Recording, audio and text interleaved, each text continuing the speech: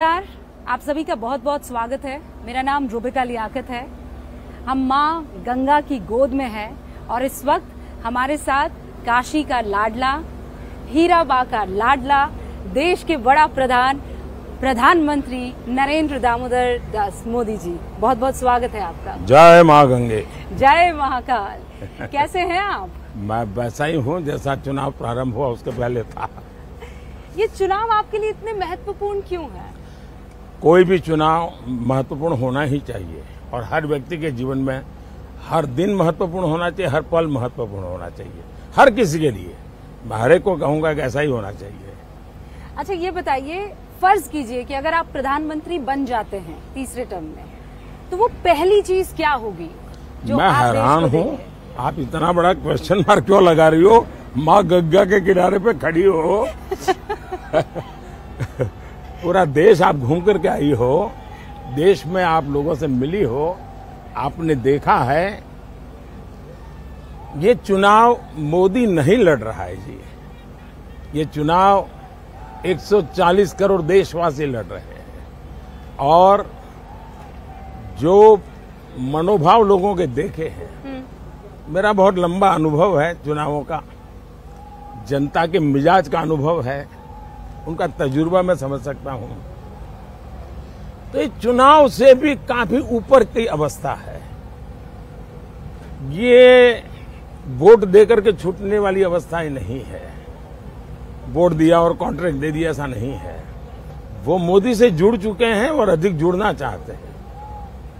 उनको लगता है कि देश ने कई सरकारों के मॉडल देखे, लेकिन भाजपा ने एक ऐसा मॉडल दिया है जिसमें आधुनिक भारत का संकल्प भी है, सपने भी है, और जिसमें साफ साफ देश के सामान्य मानवी जो 70-75 साल से इंतजार कर रहा था, जिसको लगता था कि आजाद होने के बाद ये सब उसे मिल जाएगा, उसको मिला नहीं। वो देने का काम आज मोदी कर रहा है। और इसलिए मुझे जो जमीनी सच्चाई है वो मेरे साथ जुड़ चुकी है। और जो खास करके युवा जनरेशन जिसने बुरे दिन देखे नहीं थे, 2014 के पहला जिसने उसको 5, 7, 10 साल की आयु का था, उसको लगता है यार स्पेस में रिफॉर्म हो रहा है, चंद्रयान हो रहा है, डिजिटल इंडिया हो रहा है, स्टार्टअप हो रहा है, ग्रीन हाइड्रोजन का हब बनने वाला है, फार्मा का हब बनने वाला है। ये उसको लगता है ये तो बिल्कुल दुनिया के लिए हमारा सब कुछ खुल जाएगा। जब वो देखता है कि हम मोबाइल फोन इंपोर्ट करते थे और जब वो सोचता है कि यार दुनिया में हम सेकंड नंबर पर हैं मोबाइल एक्सपोर्टर के रूप में, तो मेरा नौजवान अपने सपनों को मेरे सफलताओं के साथ बुन रहा है वो, और बुन करके वो ऐसा धागा बना रहा है जिस धागे के कारण उसको अपने भविष्य की गारंटी दिखती है। इतना कॉन्फिडेंस, आप लबरेज हैं कॉन्फिडेंस से, मतलब आपको नर्वसनेस जरा भी नहीं है? पहली बात है, शायद वो मेरी डिक्शनरी में शब्द नहीं है, नर्वसनेस। दूसरा, मैंने जीवन तपस्या की है जी। मेरा पल पल मैंने खपाया है, देशवासियों के लिए खपाया है, अपने लिए नहीं खपाया है। और मैंने इनके लिए इसलिए खपाया कि मुझे मालूम है कि बहुत ही डिजर्विंग लोग हैं। इनके साथ 70 साल तक अन्याय हुआ है, और जब उनके आंसू कोई पहुंचता है, उनके टॉयलेट की कोई चिंता करता है, वो भूल नहीं सकता है। कोरोना का कठिन काल, चूल्हा बुझने नहीं दिया था, बच्चों को भूखा सोने नहीं दिया था। क्यों? एक सरकार थी जिसने कहा था अनाज के भंडार पड़े हैं लेकिन हम दे नहीं सकते हैं। एक ये सरकार है जिसका संकल्प है किसी का घर का चूल्हा मैं बुझने नहीं दूंगा। ये जो इमोशनल साइड है आपका, 15 साल से ज्यादा वक्त गुजरात में, 10 साल यहाँ केंद्र में, एक बहुत ही कड़े प्रशासक के तौर पर आपकी एक इमेज जो है निकल कर आई है। लेकिन हाल के दिनों में ये दिख रहा है कि आपका एक कोमल मन है जो रह रहकर बाहर आ जाता है। शायद आप बहुत इमोशनल आदमी है लेकिन उसे दुनिया से छुपाते हैं। ऐसा है कि अब टीवी का जमाना है तो लोगों को पता चल जाता है। ये कोई बाद में आई हुई चीजें नहीं होती हैं, जन्मजात होती हैं। और वो शायद मेरी स्ट्रेंथ भी है, दुनिया के नजरों में वो वीकनेस भी है, और विरोधियों के लिए ताना मारने का एक अवसर भी है। लेकिन मैं इन सबसे से परे हूं। मोदी आपका बच्चा है, आपने इसको बनाया है, आपने उसको पाल करके बड़ा बनाया है।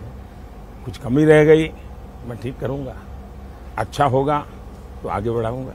मैंने 2 पर्सनालिटीज आपकी बताई, एक तो बेहद इमोशनल, एक कड़ा प्रशासक। लेकिन आपके विरोधी इन दोनों के इतर एक ऐसी इमेज आपकी उकेरते हैं जिसमें आप ऑटोक्रेट हैं, तानाशाह हैं, जहां आपके कोई राजनीतिक साथी साथ नहीं होते हैं, आप किसी का साथ पसंद नहीं करते। वो कहते हैं ये आदमी क्या समझेगा परिवार, इसका तो परिवार ही नहीं है। सचमुच में सवाल उनको पूछना चाहिए कि आप देश के लिए निकले हो, परिवार के बाहर कब निकलोगे? ये सवाल उनको पूछना चाहिए। अब कांग्रेस पार्टी का पूरा कैंपेन फैमिली कैंपेन बन गया है। बाकी सारे दल इंडिया अलायंस के हैं। आप तमिलनाडु देखिए, परिवार कैंपेन कर रहा था। आप कर्नाटका देखिए, परिवार कैंपेन कर रहा था। आप आंध्र देखिए, परिवार कैंपेन कर रहा था। आप तेलंगाना देखिए, परिवार कैंपेन। आप उत्तर प्रदेश देखिए, 2 परिवार कैंपेन कर। जम्मू कश्मीर देखिए, 2 परिवार कैंपेन कर रहे हैं। सवाल मीडिया के उनको होने चाहिए कि क्या हुआ कि इतने साल के बाद भी आप परिवार से बाहर निकल क्यों नहीं पाते हो? मैं परिवार से जुड़ा नहीं हूं, ये गुनाह नहीं होना चाहिए, गर्व होना चाहिए। ये लोकतंत्र की सबसे ऊंची अमानत है कि जो इंसान अपने परिवार के लिए नहीं जीता है, जो इंसान देश को अपना परिवार मानता है, मेरा भारत मेरा परिवार, उसके लिए जीता है। अब ये क्वेश्चन मार्क लग जाए तब मुझे होता है कि क्या इरादे होंगे। आपको तकलीफ होती है इस बात को लेकर कि ये आइडियोलॉजिकल वॉर कम है, वैचारिक जो लड़ाई है वो कम है, आपसे नफरत ज्यादा है? मतलब अगर ये मोदी ने किया है तो पक्का कुछ गड़बड़ है, इसमें कुछ खराब है। कठिनाई ये है कि जब इंसान तर्क के आधार पर, तथ्य के आधार पर और जमीनी हकीकतों के आधार पर